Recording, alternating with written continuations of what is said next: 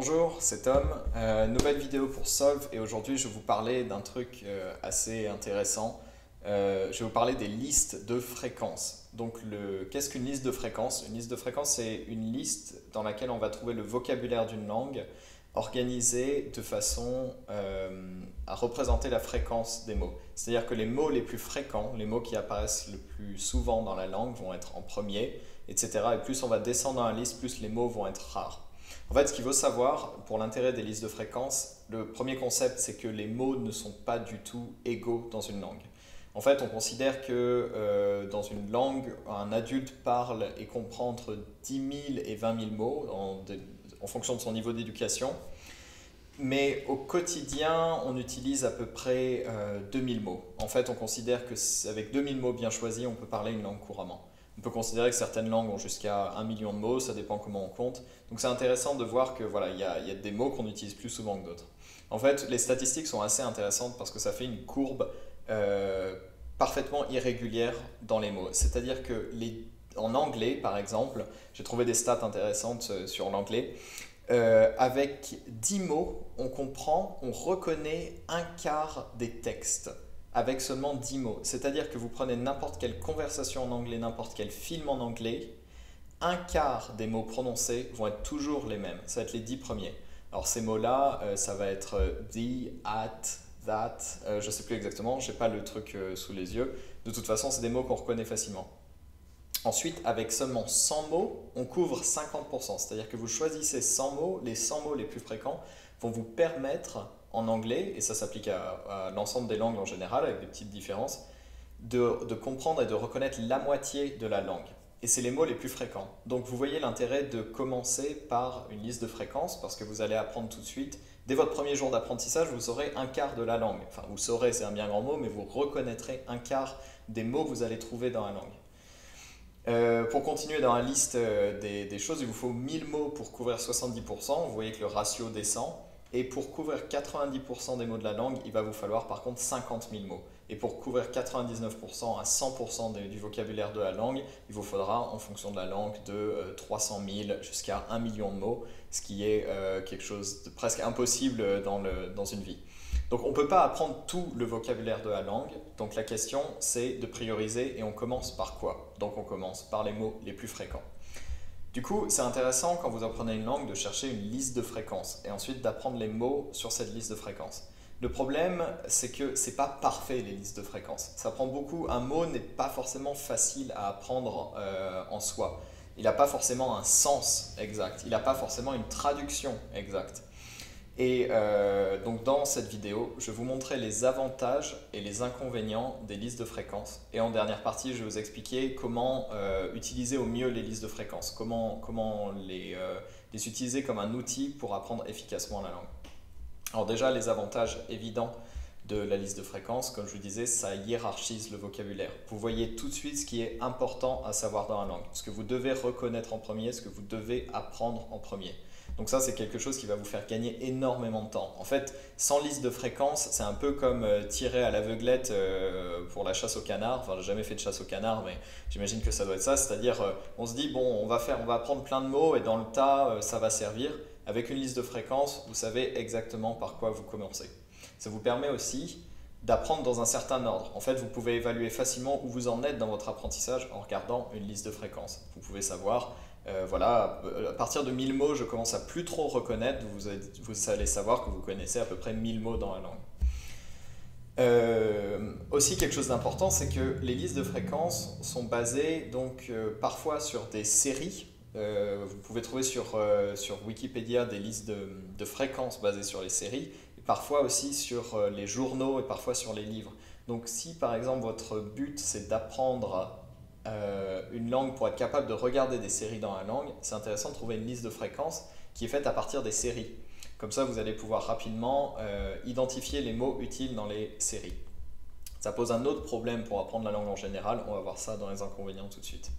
Et ensuite, ben voilà, apprendre une liste de fréquences, si vous voulez lire des livres, c'est très utile aussi parce que si vous apprenez une liste de fréquences qui est basée sur les livres, le vocabulaire va être légèrement différent, va être optimisé pour lire de la littérature.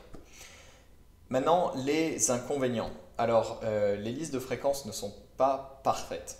Les mots les plus fréquents, comme je vous disais, donc the, at, of, ou en français de, c apostrophe, ce, le, en, c'est des mots qui sont très difficiles à traduire. D'une langue à l'autre, le sens change, parfois il y a une déclinaison, parfois il n'y a pas de déclinaison, parfois ça peut avoir plusieurs sens, parfois ça n'a aucun sens dans l'autre langue, et c'est important de le remarquer.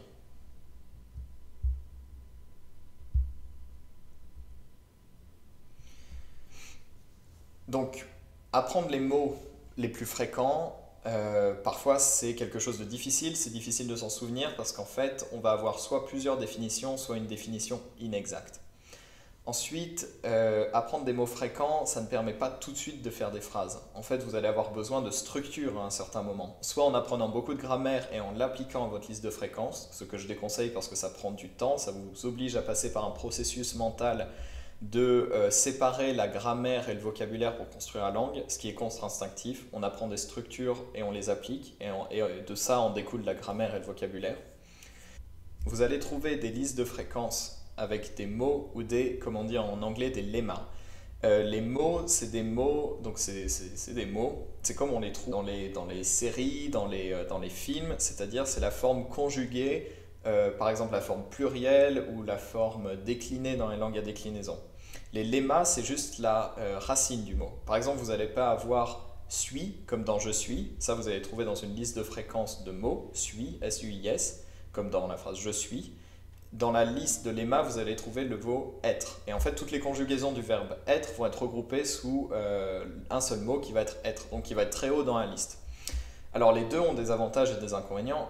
L'avantage des mots, c'est que tout est déjà conjugué. Donc quand vous apprenez un mot conjugué, vous apprenez le mot, vous n'avez pas besoin d'aller sur une table de conjugaison pour voir comment ça marche. Mais ça pose des soucis quand vous voulez traduire, par exemple, que vous apprenez voilà, une langue qui a plus de conjugaison, parfois qu'il y a des temps qui ne correspondent pas vraiment. Parfois c'est plus intéressant d'apprendre juste le lemma, donc le mot le verbe le verbe non conjugué pour plus de clarté en fait dans la liste. Ensuite, dans les listes de fréquences, un autre problème, c'est que vous avez beaucoup de particules, d'abréviations et de choses comme ça qui sont très difficiles à traduire. Un de mes gros soucis en fait avec les listes de fréquences, c'est que le vocabulaire n'est pas forcément pertinent. C'est-à-dire que ce qui est le plus fréquent n'est pas forcément le plus utile. Par exemple, si vous voulez apprendre une langue pour voyager dans le pays, vous allez passer des jours à apprendre votre liste de fréquences avant de commencer à voir le mot bonjour par exemple. Parce que bonjour, on a l'impression qu'il est fréquent, mais par rapport à tous les petits mots qu'on met dans des conversations, c'est un mot qui est finalement pas si fréquent. Je sais pas, sa position est à peu près autour de 500 à 1000 en fonction des langues. C'est comme les mots oui, non ou merci ou s'il vous plaît. Ils sont très utiles parce qu'il faut les connaître tout de suite pour un minimum d'interaction, mais ils sont peu fréquents. Donc, ce qui est intéressant, c'est d'apprendre ces mots-là à côté pour avoir plus de structure, pour savoir ce qui est important et ce qui est fréquent, parce que ce n'est pas forcément la même chose. Aussi, quand vous utilisez liste de fréquences, le vocabulaire au début est assez cohérent, c'est des choses très fréquentes, mais au fur et à mesure, à partir de 2000, ça va être un petit peu tout et n'importe quoi. Ça va être des vocabulaires et des verbes qui vont toucher à plein de milieux différents, plein de sujets différents.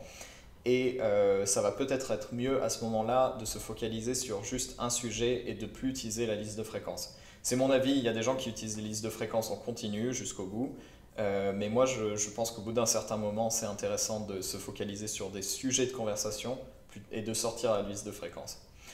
En fait, la liste de fréquences, à mon avis, elle est utile, elle est très pertinente dans les mots entre 100 et 1000. En dessous de 100, vous avez beaucoup trop de mots qui sont intraduisibles et que de toute façon, vous allez apprendre parce qu'ils sont de partout. La liste de fréquences après 1000, elle devient moins pertinente parce que vous avez un niveau qui vous permet de vous concentrer sur des sujets de conversation. C'est-à-dire que vous avez normalement, après 1000 mots de vocabulaire, les bases, le noyau de la langue le plus important. Et ensuite, vous allez vous focaliser sur ce qui vous intéresse vraiment. Si vous continuez avec la liste de fréquences, vous allez apprendre du vocabulaire de droit, de médecine, des mots du vocabulaire de la cuisine, quelques fruits et légumes, en ce qui concerne les noms, des verbes un petit peu rares, effilochés, des choses comme ça, et ça va être très bizarre à apprendre en fait, parce que vous n'allez pas être dans un contexte stable. Entre 100 et 1000, donc pour moi, c'est le plus pertinent. Alors, ce qui est intéressant avec les listes de fréquences, c'est de garder en tête, d'essayer de ne pas apprendre des mots isolés, mais de toujours bien comprendre le sens du mot pour l'apprendre. Ça m'est arrivé trop de fois de passer du temps à essayer de mémoriser, surtout en ce moment avec le turc, essayer de mémoriser des mots isolés qui avaient 5 traductions en anglais ou en français et qui n'avaient aucun sens dans ma tête, jusqu'au moment où je les utilise vraiment et je me dis mais en fait ce mot il est utilisé que dans 2 phrases, c'est une expression et il a du sens dans cette phrase. Donc autant apprendre la petite phrase ou l'expression directement. Alors ce que je vous conseille pour la liste de fréquences, c'est que quand vous ne comprenez pas le sens d'un mot et que vous apprenez, je ne sais pas, avec Anki, Memrise ou d'autres outils pour apprendre le vocabulaire, vous passez le mot. En fait, c'est quelque chose qui m'a fait gagner beaucoup de temps avec les listes de fréquences. Si c'est fréquent, vous allez l'utiliser ou tomber dessus à un moment ou à un autre. Donc ne vous forcez pas à apprendre quelque chose qui n'a pas de sens pour vous, dont vous n'arrivez pas à comprendre la traduction exacte. Si le sens vous semble abstrait, c'est sûrement que le mot appartient à une expression, quelque chose de plus précis dans la langue, de plus isolé. Donc ne vous forcez pas à apprendre un mot qui ne veut rien dire pour vous. C'est un peu bizarre comme conseil en fait, mais c'est un petit peu mon attitude en général pour les langues. C'est en fait ne perdez pas de temps sur des choses ne perdez pas de temps sur les choses qui sont trop difficiles et pas forcément indispensables. C'est mieux de se concentrer, c'est mieux d'avancer, quitte à avoir des trous dans sa liste de fréquences, parce que ça va se combler d'une façon ou d'une autre. Imaginons que vous atteignez 1000 dans votre liste de fréquences et vous avez sauté, genre, je sais pas, 250 mots, vous avez toujours assez de vocabulaire pour commencer des conversations, et ces mots-là qui vous manquent sont des mots fréquents, donc ils vont tomber dans les conversations, quelqu'un va vous les dire, quelqu'un va les utiliser devant vous, et vous allez pouvoir les apprendre ensuite. Donc, pour les listes de fréquences, en dessous de 100, faites attention, c'est difficile à traduire, il peut y avoir des pièges, les mots n'ont pas forcément un sens très clair dans la langue, dans votre langue maternelle si vous les traduisez. Et au-dessus de 1000, évidemment c'est mon avis, ça dépend des langues, ça dépend des personnes, ça dépend de votre approche, mais au-dessus de 1000, c'est peut-être plus intéressant de se focaliser sur des sujets de conversation, sur des thèmes, plutôt que de continuer avec la liste de fréquences. Voilà, c'est tout pour cette vidéo, j'espère que ça aura été utile. N'hésitez pas à me mettre en commentaire ce que vous en pensez, si vous voulez plus de vidéos comme ça, si je parle trop vite, si j'ai l'air trop stressé, si c'est pas pertinent, si c'est pas structuré, dites-moi ce que vous en pensez. Et évidemment, si vous aimez ça, n'hésitez pas à mettre un like et à partager si vous en avez envie, vous abonner aussi bien sûr. Voilà, c'est tout, je vous dis à la prochaine vidéo, salut!